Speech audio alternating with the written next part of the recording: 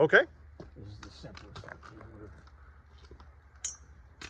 This is a 93 Dodge Ram 250. Yeah. Okay, my name's Frank Hohn. I'm the second owner of this truck.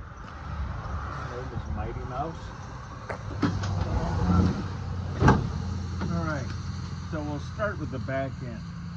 This plywood and those 2x4s that are bolted, they are actually bolted to those stake pocket loops that they put in.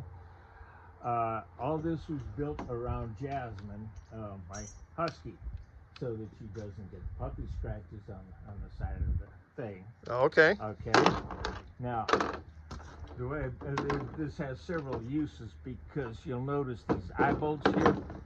These are good and solid, and they make a good tie-down place if you got to put something in the bed and tie it down. There's 4 of them. And you see underneath that plywood that I got put across, that ties these 2x4s together, plus there's 2x4 underneath, and there is an eye bolt in the middle of that. And that hook and stuff is so that if you have a puppy dog in the truck and you want to keep him from jumping out, you know, you got something to hook to his harness. Plus, if you got something you want to put in the bed and tie down, you can hook a ratchet strap onto that, loop it around, and hook it back in it, loop it around whatever you got, and tie, and then you can tie it off that way. Okay. So it serves several purposes. They, you know, I mean, I don't know who's going to buy this. I don't know what purposes they're going to use it for. I hope something constructive, like giving rescue dogs rides and pickups. A little editorializing in there, but you know, it's got. When I build something, I try to make it as multiple use as possible. Sure. So, okay. I've generally, in storage, I kept the tailgate down, and I had some rags that I tucked under the bed liner to keep so the sun doesn't fade out the tail light lenses. Okay. All right. Moving forward.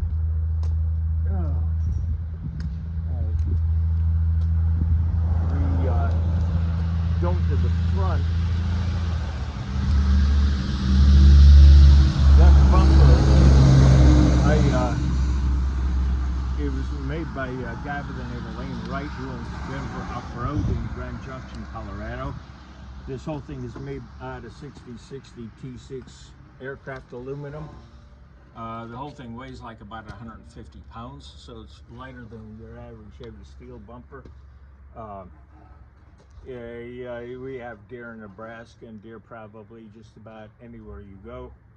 And I figured a $2,000 investment was a lot cheaper than taking out a radiator, a condenser, Absolutely. A hood, bumper, and everything like that. Gives it that tough look too.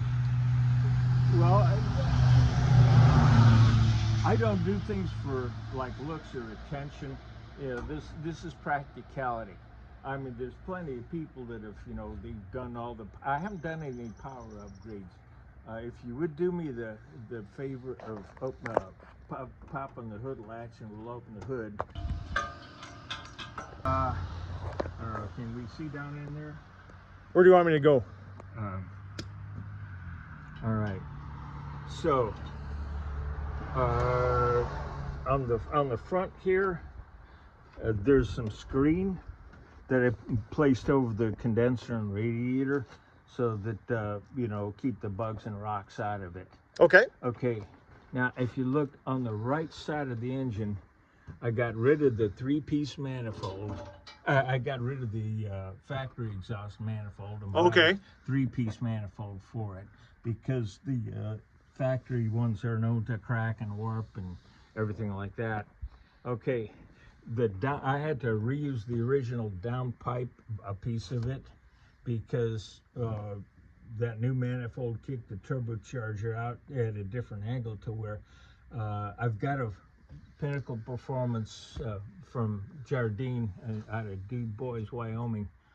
I got it goes from 3 to 4 inch exhaust. Okay. So we had to use the downpipe and an adapter from 3 to 3.5. And then they have a like a long like a bell pipe going from 3.5 to 4, and the rest is, you know, from there and over the axles is 4 inch. Okay. So you have I did that. Better exhaust flow. Now in the front here, one of the things that I did was put a if you can I don't know, can you, okay, here's the alternator. I don't know if you can see inside the fan shroud here, but Yep. okay, if it shows up on video. Now Cummins engines have had occasionally there's a dowel pin where the gear case is fastened to the block that locates it and keeps it from shifting. Eventually that will vibrate out and fall into the gear train, and TST Products makes a special washer with a tab that blocks that dowel pin from coming out. So oh shit, that was still when I lived in Hemingford, which is around 12, 13, or 14. I removed the, you know, this front part, you know, fan, damper, gear case cover, and did the dowel pin thing, put a new Teflon crankshaft seal in it, tightened it, Loctited all the bolts that bolt the gear case cover to the block.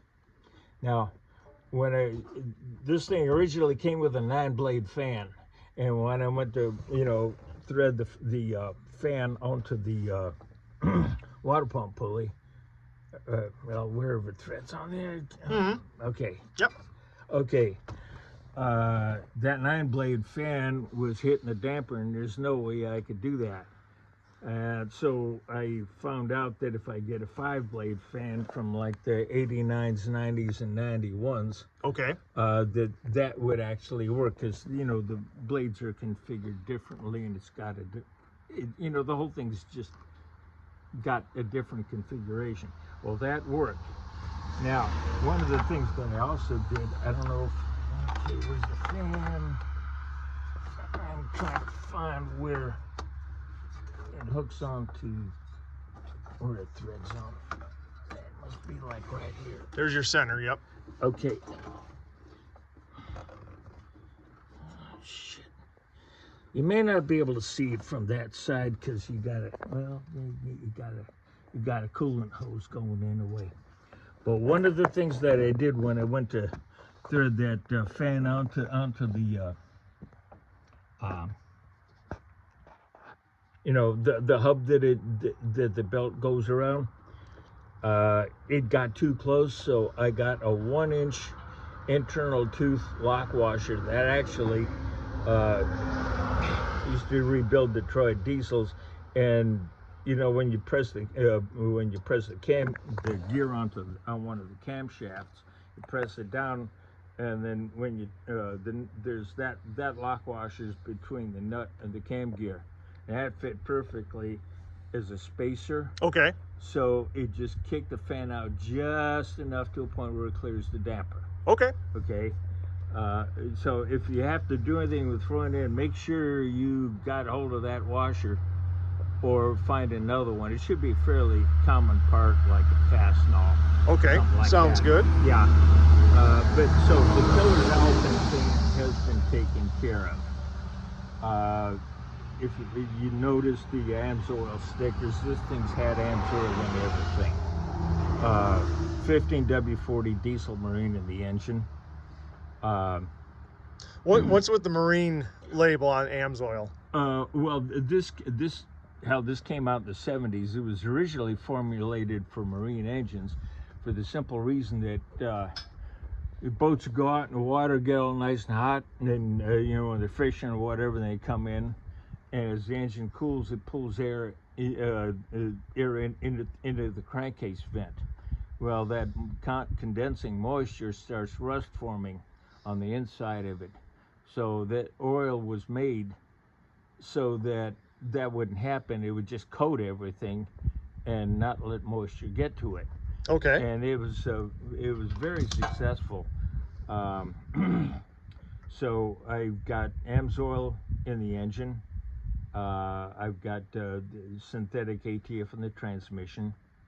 And early in my ownership of it, I jacked it up, pulled the wheels off, pulled drums and hubs off, and dropped the oil out of the rear end, washed the axle tubes out, washed the axle shafts off, cleaned out, you know, the pumpkin body, and Sure. put a new, you know, re-siliconed it, put the thing back on. I put new drums on it. I used National Oil Bath Seals 370150A is the part number. I remember that for some perverse reason. I used oil bath seals, new drums, new shoes, you know, backing plates and everything cleaned off. And I put, you know, at that time, this is early 2000s, and AMSOIL came out with a Series 2000 differential oil. Okay. And you know, it flows nicely when it's stone cold out, and it stands heat very well. This truck has not seen any, like, you know, hard towing service, you know, been like, you know, asked to tow, you know, heavy loads or anything like that. So I don't think there's been that much fatigue on the oil. But I would recommend the owner call up Gino's Garage or look up their website from the Turbo Diesel Register. Talk to a friend of mine by the name of Brandon Parks, and get a Mag High-Tech differential cover, which adds capacity to your oil at the rear end. Okay. A little more cooling then done? Yeah. Okay. It's like a die-cast aluminum. Mag High-Tech Sure. is, you know, they're a name brand, and they've sold them for a long time. It adds capacity. It's an O-ring seal, and it's got a drain plug on it, so you just drop the oil out and put it in. Perfect. And it's got magnetic thing. That'd be, I mean, that's one of the things that I plan to do to it. And if I could obtain a winning lottery ticket, would do anyway, would be, you know, to do that. And way back when Dale Banks out of California, they made a twin ram for this. Instead of the inlet air coming from the aftercooler straight up into the middle, it split in between the front and back half of the engine. And it's supposed to be a power upgrade. I would do that strictly for engine longevity, because it evens out the cylinder temperatures. But okay. And I'd wanted to do that, but price tag $1,500 was a little too steep for what I was going through at the time. Okay, when I first got it, first thing I did was... What year did you buy it, Frank? I bought it like right around 1999. Okay. And a buddy of mine picked it up for me, and first thing I had him do was take the drive shaft out, take the non-greasable U-joints out, and put greasable U-joints in. Okay. So you can grease the drive shaft. You can service it. Yep. Yeah. I've used AMSOIL grease in it, and I don't know, it probably wouldn't hurt, and you know, for the new owner to, you know, put some good. Well, AMSOIL makes some really good greases. You could do a heavy-duty grease, or they're regular, but you know, just give the ball joints and the drag links and whatnot a bit of a squirt, and you should be good to go, as far as I know. Okay.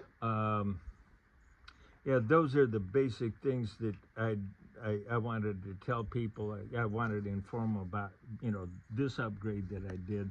You know, the different fan, the lock washer, and kind of keep an eye on that fan because it runs close to the damper. You know, the factory damper was a lot smaller, so and the other fan, you know, it was a whole set and system that basically had to change a little bit. But the fluid damper is some of the best money I ever spent on this truck. Okay. Because it's a lot smoother, and I know that I think what's been shaking the dowel pin out is that damper is only damping vibrations in certain ranges. We have viscous damper, you know, it works through, you know, from start up all the way to up against the governor. Okay. Yeah. Sounds And good. So that, you know, the things that I've done to this truck have been basically for longevity, Okay. like maintenance. I mean, if somebody wants to do power upgrades and this and that, that's a lot of money because I mean, you soup up the engine, you better soup up the transmission, beef up the drive shaft, and et cetera, et cetera, Yes. et cetera. You Yes. open up a can of worms. Pretty much it stayed original, just for a few minor things, it looks like. Yeah. Yep. It's yeah. That's basically what I wanted to tell people. I've loved this truck. I kind of hate. Ideally, I'd like to see it go somewhere out west, where they don't salt the roads. Hint, hint. Yep. Uh, Or drive it in the summer only if it's in Wisconsin or Michigan. Yeah. So yes. Yeah. But yeah, that's really all I can think. Oh, one thing I will tell, and this is, you know, full disclosure. About 3 or 4 years ago, the battery that I had in it, it cracked and leaked. So what I did, naturally I pulled it out, but I pulled the battery tray out, washed everything out with baking soda that I could. You Yep. know, I still kind of had my lights on at the time, so I could half-ass see what I was doing, and what I couldn't see, I could braille. But what I did was washed it out, rinsed it, blow dried it. Then Eastwood makes a really good etching primer. Eastwood Company out of Pennsylvania. They sell really excellent products for like DIY body people. I mean, you could build your own little hobby body shop out of Eastwood Company. They got really good products. So I took some of their, it's called Rust Encapsulator. It's a good etching primer, but it stops any rust. So I sprayed every place in that area that I could. So I mean, the new owner may want to pull that out and or take it to a body shop and they can mix up the paint and check it out. But they could repaint everything original color in Okay. it if they if they want to. But I didn't want to have somebody find that out the hard way. I agree. Yeah, Yep. I mean, I I want to be honest with the people that's buying my truck. I've tried to keep it the best shape possible, and some things that that happen you don't plan for, is try to avoid it, but you deal with it. Now, yesterday when we fired it up, I kept hearing kind of a squeak, and we were running it. Now this morning we fired it up, and I don't know if you heard anything, but it kind of went away. Yeah. Didn't hear anything. Maybe it was a belt squeal or. It shouldn't be. I did at one point well, I bought a new water pump. Well, it's from Napa in Alliance. Yeah, I put a new. I had to rebuild that thing. Didn't work, and bought a brand new manufactured water pump. Put it in, and so the water pump, and that should be, as far as the best I can tell, it should be good to go. It should be all good to go. If they want to, I found the best way to deal with belt temperatures, belt temperatures, belt tensioners, is you take like a 3/8 breaker bar or 3/8 ratchet, slide a cheater pipe over it, take some stout string or like an old shoelace, and tie it off on the cheater pipe and loop it through something on your right friend, or pull it where it's loose, and you tie it off, it'll hold it right in that position. You got both hands free. You ain't having to try and push that tension away. Right. Yep. And at my suggestion, I don't know that it's a necessity right now, but when they do purchase it, release that tensioner, and just kind of give the alternator a spin, the tensioner a spin, the water pump thing a spin.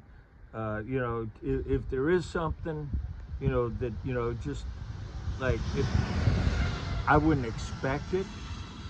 I wouldn't expect there to be a problem, but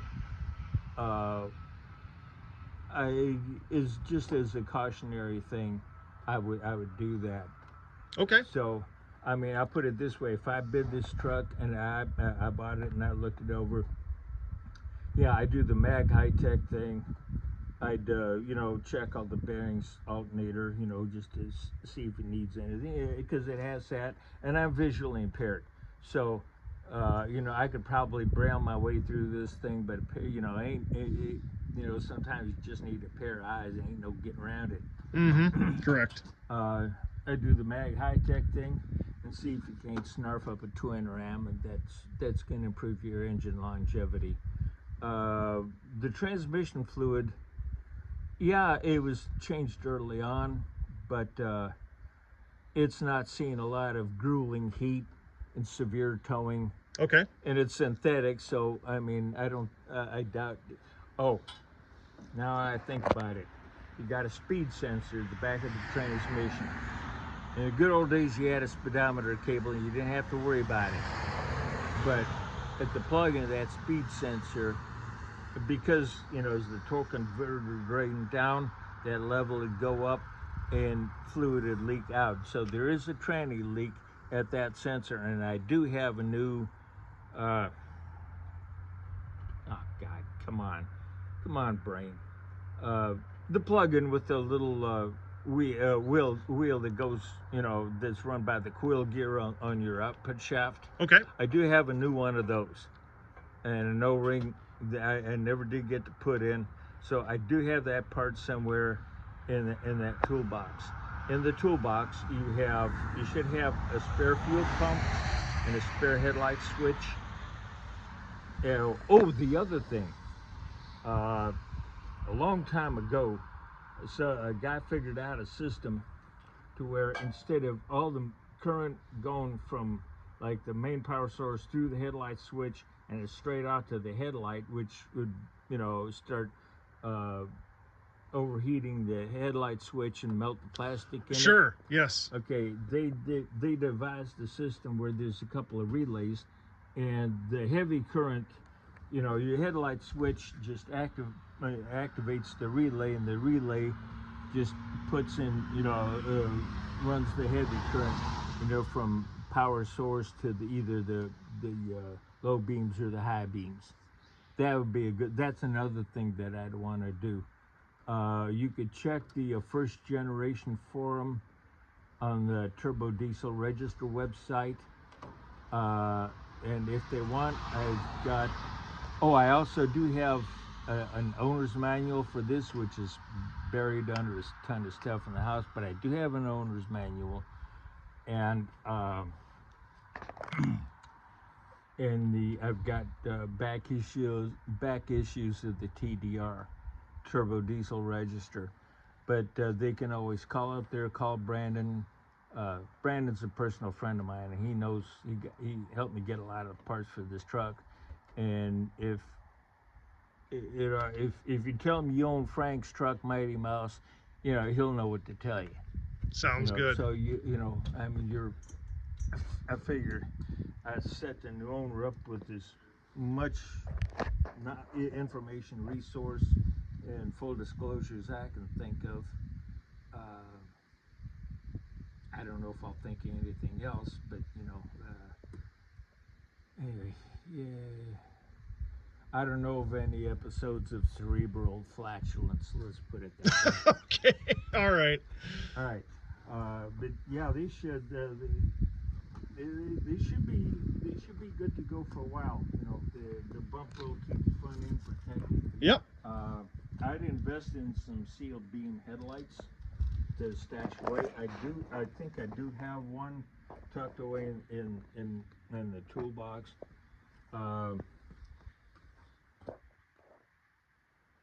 Yeah, I'd invest in a couple of them and some 1157 bulbs. Just to have on hand, right? Yeah. Yep. Well, actually, now they're 2057 because they got some super. No, I think these are still 1157s.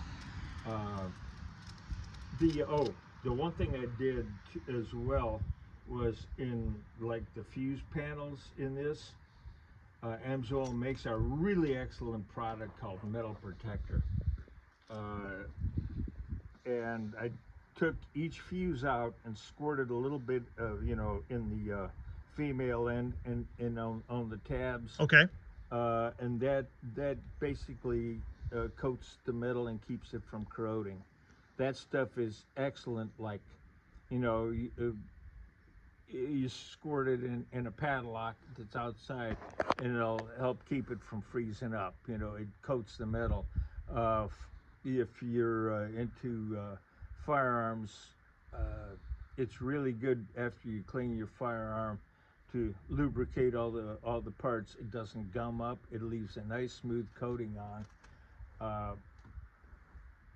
The latches on the tailgate, I took them apart a long time ago and cleaned them up and squirted them down with Metal Protector, nothing else. You don't have all that gunked up grease to attract all that dirt. Oh, sure, yes. Yeah, it's Amsoil is a good outfit. That's kind of what this thing has been raised on, so they may want to continue with it. They won't go wrong. It's done well. Fuel mileage.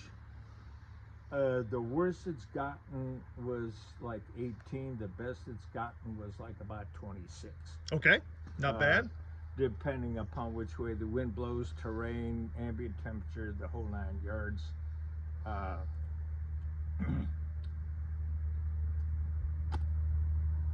What else can I tell you? Oh, one thing that has been that I've made a habit of is Amsoil makes a cetane boost and a diesel concentrate, which basically it doesn't let gunk and crud build up on like this cylinder head and intake and exhaust valves, and it allows the fuel to burn more thoroughly, so you don't quite have to put your foot into it as far. The newest formulation takes 1 ounce for every 5 gallons, and so whenever I fill up, like yesterday it took 9.6 gallons, and I had my buddy put 3 ounces in. So it's kind of that's another thing that's been part of its diet. It's done well, it's run well. I haven't it's happy with it. Winter time, they make a cold flow improver, and if you put it in October and just keep it dosed, it lowers the cloud point of the fuel in the tank. I mean, it can't keep it totally from gelling, but it's a help. I mean, worst case scenario, you're going to use, power service or diesel 911. Okay. In that, but that's the other thing too is that cold flow improver, it adds lubricity to the fuel. Sure. Since they started taking the good stuff out with the ultra low sulfur diesel, which is basically another scam.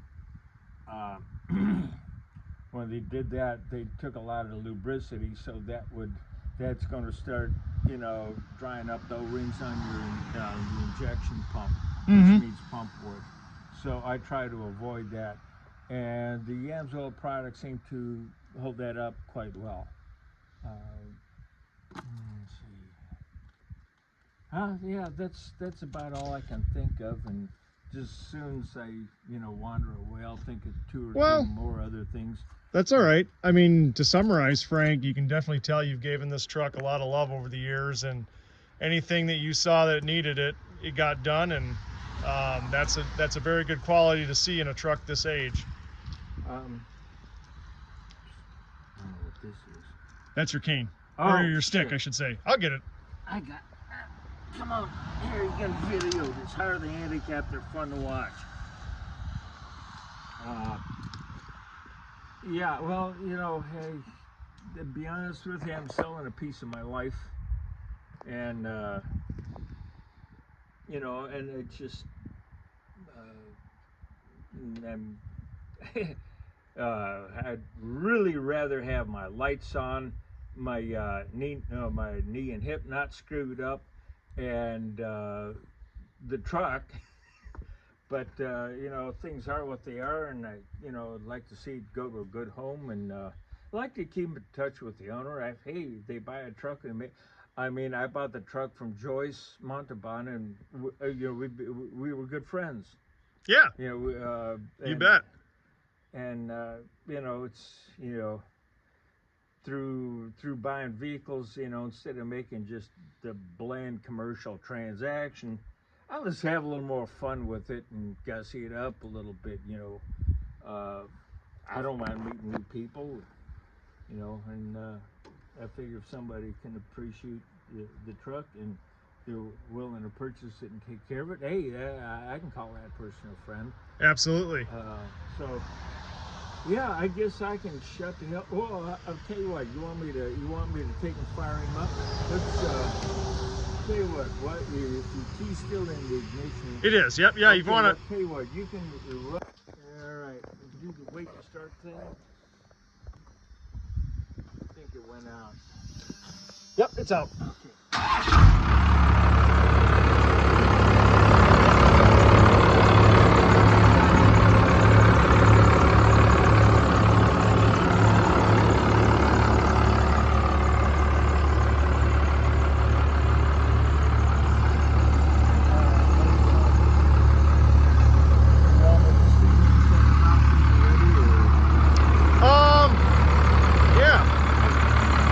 You can shut it on. Yeah. It's, well, this thing's been in the garage and not out in the sun very much. When did you put the dash cover on? Oh shit! It's not tied down, but hell, I bought that thing, Christ, around 2013, 14, maybe 15. Okay. Yeah. But your top of your dash is not cracked like so many of them were known to get. I'll tell you what, you want me? No, I would probably just leave it on. That's fine. Yeah. Or we could probably get a well, little. Actually, I did glue it down partially.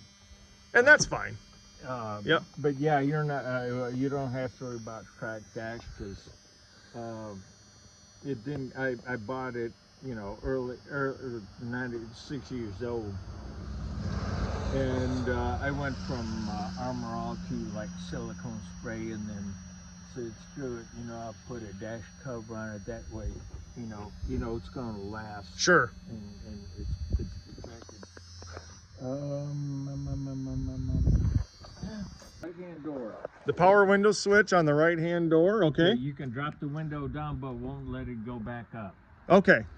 So, and that is, well, I didn't really have a good place where I could open the door and work on it. But if you talk to Brandon at Gino's Garage, he could probably figure out where he could get you some of those, that type of switch. You may want to like send him a picture of it. But that's the other thing. Oh, the AC still works. And that's still R12? Yeah, it's R12. It still works. Okay. I tried it. I mean, I'm like took it down the road and all this because I had occasion, but you know, when they do come out and crank it off, I'll push it to the max, and yeah, you get cold air. Okay. See. All right, now what am I gonna have for fingers?